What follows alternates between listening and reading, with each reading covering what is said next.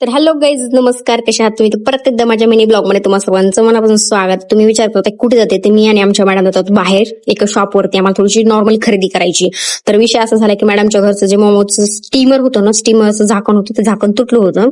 मग ते दुरुस्त करण्यासाठी आम्ही गेलो होतो शॉपवरती.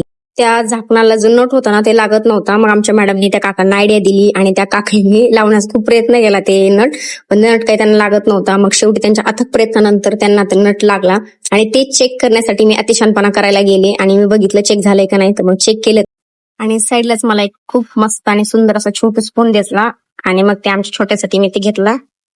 मग आम्ही तिथून बाहेर पडलोत आणि गेलो साड्यांच्या शॉपमध्ये. तिथं साड्या वगैरे चेक केल्या. मॅडमला काही घ्यायच्या नव्हत्या, फक्त टाइमपास चेक करायला गेल्या होत्या. मला तर काही कळत नसल्यामुळे मी फक्त त्यांच्या हाला हा द्यायची. मग तिथून घरी सोडलं मला मॅडमनी आणि घरी सोडल्याच्या नंतर मी गेले आमच्या जवळच्या दुकानमध्ये. तिथून घेतलं एक जिरा सोडा, चॉकलेट, कुरकुरे आणि हे सगळं खात खात मी घरी आले. तर लवकरच भेटूया नवीन ब्लॉग मध्ये. Bye bye.